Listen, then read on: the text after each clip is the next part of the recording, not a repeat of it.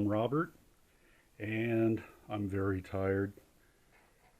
So this will probably be a short video, but I wanted to give you an update what's going on. First of all, I've got all the back panel parts in, as you can see.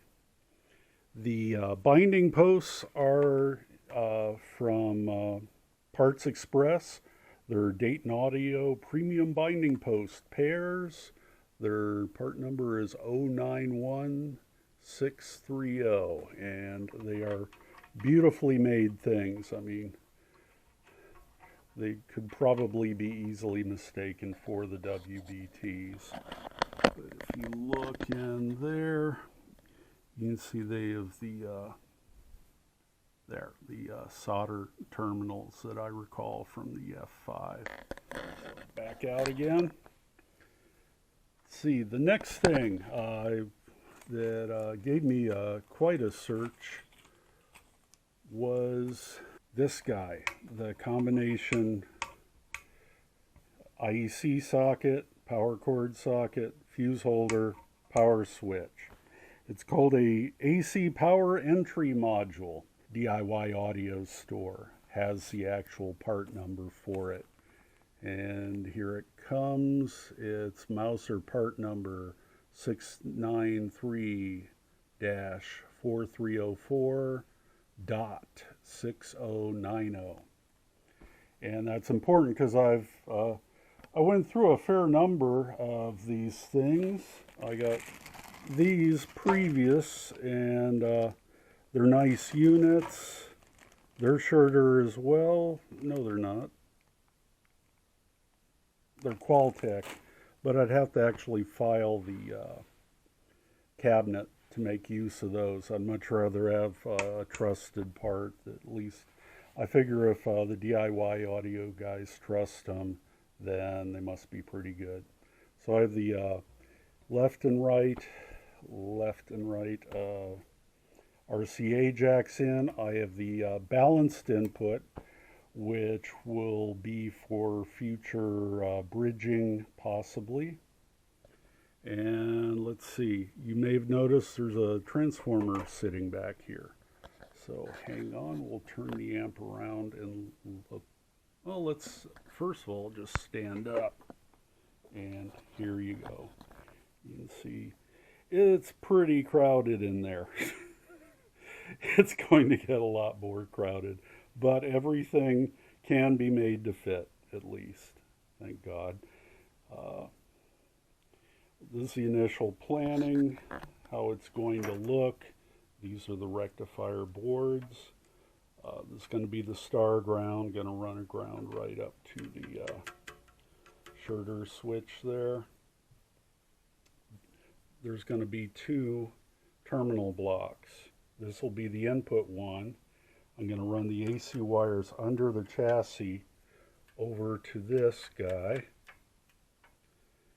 And then the output of the transformer is going to go into this one, because I'll need to split the rails here to go to each channel. You have to excuse me, I've been working mandatory overtime and I am just beat. I get my one day off has to be not only my day of rest, but also the day to catch up on the laundry, marketing, and all the other chores. So this is the view from the front, and it is very tight. One, I had to move this guy over so it wouldn't interfere with this. One thing I found is, if you look, none of the holes on this down here, none of the holes on the mounting plate are on the center line. So everything has to be offset one side or the other. And when I had just a single space between, or a single row of holes between the rectifier boards, it was very close between this, which I believe is the neutral, and this heatsink. Far too close for comfort. As it is, we're going to be very close, as you can see, between the stand-up boards here and the rectifier board. and that makes it very, very, very close. If you look here between the speaker terminals and the stand-up board, I am probably going to hook some kind of girder between these two to keep them stable, keep them from buzzing around and or loosening up and contacting the speaker ground there. But I'm also a very tight fit here, so I'm probably gonna have to put a rubber foot or something under the transformer, kind of hold it a little ways back and away from these. But what you're looking at here is an L bracket that's sold by Toroid Transformer Company, and you just send them an email. I'd like to buy this device. It's the largest of the L brackets. They have a line of about 6 designed to mount their transformers, and it wasn't too hard to just drill a little larger mounting hole a little further up and mount it up.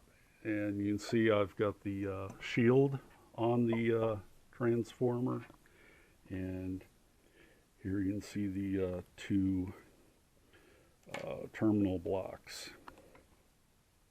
So this will be the AC wire, power wires are going to come from the switch in the back here, go under the mounting plate here, come up, and they'll go to this terminal block here, go into the, and join up with these wires. On this side, we have the enormous, whatever they are, 10 gauge, look at that, secondary wires on the transformer. And I actually had to take the mounting lugs here, the circle, what do they call these? Ring terminals. And cut them down, file them down so they'd fit in the terminal block here. But these will get trimmed, of course, as so they're hopefully as far from the circuit board as possible. I might even mount them all with the wires coming in from this side, just to give them clearance. I don't know whether that's easily done, but that's the plan perhaps. Hopefully you're seeing that. I don't know where I had the camera aimed, but anyway, this is going to be the secondary terminal block, and for every one of the blue and green wires coming in here, there'll be 2 coming out the other side. 1 left channel, 1 right channel. So these terminal blocks are made by NTE, which is a well-known electronics company. And it's this 4-pole, and they actually have a metric pitch, and yet their holes don't line up with the metric mounting plate. That is strange.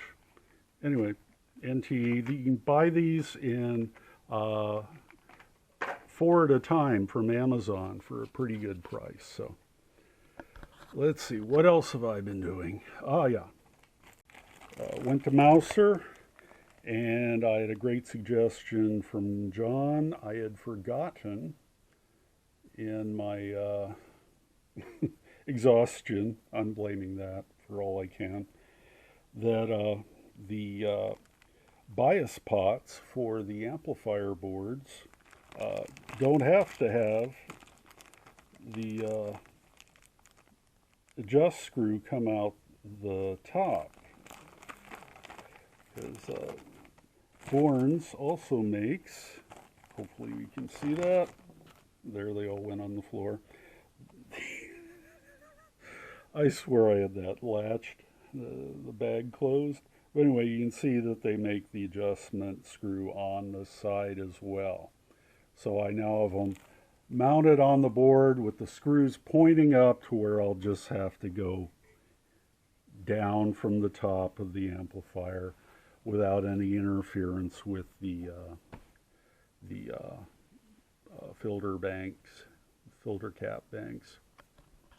So anyway, let's see what else I need to say. I've been trying to do all the hardware in stainless steel Allen. One reason is they're